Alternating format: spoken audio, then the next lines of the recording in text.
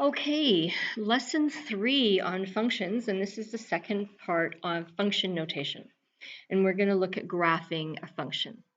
So if we think about the function f of x equals 3x plus 1, then x is the input, so that's the domain or the x values, and the f of x is the output, so that's the y values. Okay, um, they're equivalent, they're just different notations.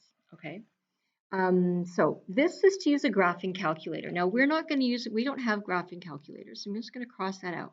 But you did learn how to graph a function like this last year if it said y equals 3x plus 1.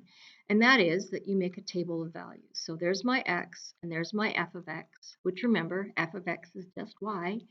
So that's going to equal 3x plus 1.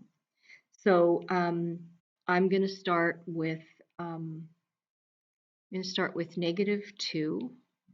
Now, you can, of course, when you're graphing, use any values you want. I just know where the graph is going to go, so I'm going to give you some values to start on this one. So if x is -2, then this is 3 times -2 plus 1, so that's -2 plus 1, so that's -5. And this is 3 times -1 plus 1, so that's -3 plus 1 is -2.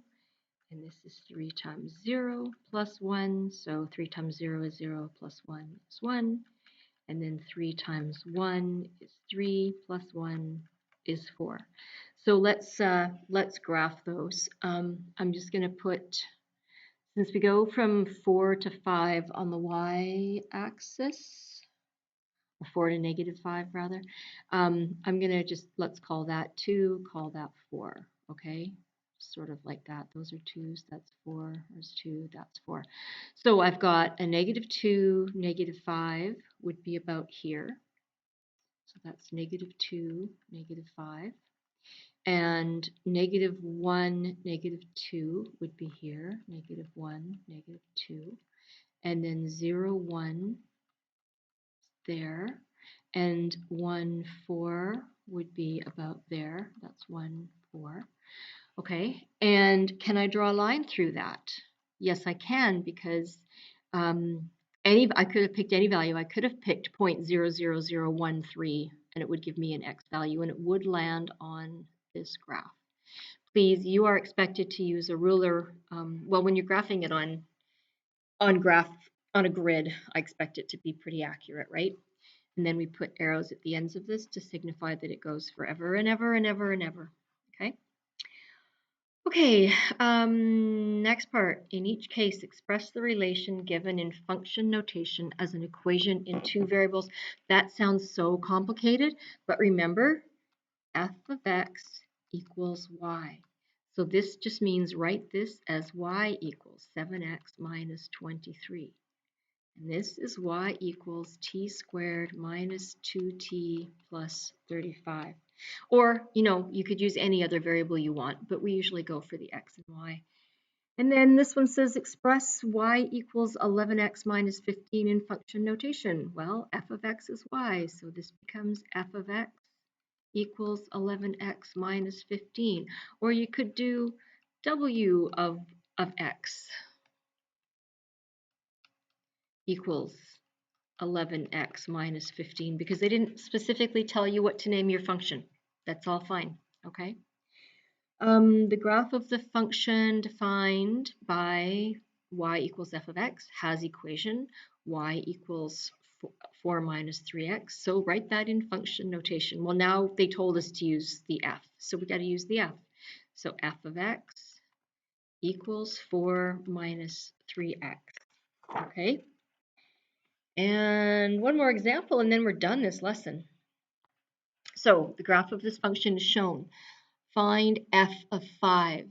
That means if x equals 5, y equals what? That's all that is, okay? So when x is 5 over here, y is -2. And when f is -2, so x is -2, y is 1, 2, 3. And do this one in blue, f of 4. So if x is 4, 1, 2, 3, 4, our y is -1. That was pretty straightforward, right? And then write these as ordered pairs. Well, this is simply 5, -2. And this is -2, 3. And this is 4, -1, because f of x, this is the x, and this is the y. Find the values of x if f of x equals 1, or -1. So that means y equals -1. So when y equals -1, then x is 1, 2, 3, 4. X equals 4. When y equals 3, 1, 2, 3, we actually have two values this time because there's two places where that's true. One is when x equals -2, and the other is when x equals 2. And then if f of x equals 4, so y equals 4, 1, 2, 3, 4, then we have that value and that value. So we have x equals -1 and 1. Use the notation in A to make a statement about the points A and B on the graph. So we're just going to say f of something equals something. That's what that means. So f of, so that let's just, this is for A, for point A. Okay, my x value is -5. So f of -5 equals 1. And for point B, the x value there is 6. And the y value is -3. So f of 6 equals -3. Write the x and y intercepts. Okay, in function notation. So remember that the x-intercept means that y equals 0, right? Because it's on the x-axis. We haven't moved up or down from it, so the y value is 0. So it's going to be, the two places that happens are here and here. So x is -6. So f of -6 equals 0.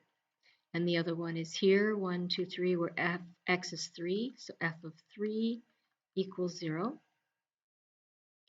And the y-intercept happens when x equals 0, because we haven't left this up and down value, haven't shifted left or right. So that happens when, so that x is 0. So then we're looking for f of 0, right?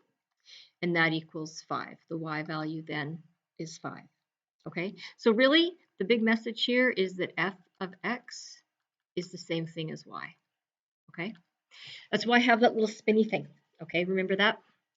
Complete the following statements. The domain of f is, okay, so this graph ends where it looks like it is, right? So the domain of f is x such that x is greater than or equal to -6, because that's our smallest x value, and x is less than or equal to 5, 6, 7, because that's our biggest value of x. And our y is the smallest y. Now make sure that you're not doing the y where it starts and the y where it ends, and you're not that, because that's not the biggest. We're looking for the biggest and the smallest values of y. So the smallest value of y we have is right here, which is -4, and the biggest value we have is 5. But notice that they haven't used y, they've used f of x for everywhere that we would have been putting the y. Okay? That's it. That's using function notation. Okay? Go do the practice and I'll see you in a bit. Bye.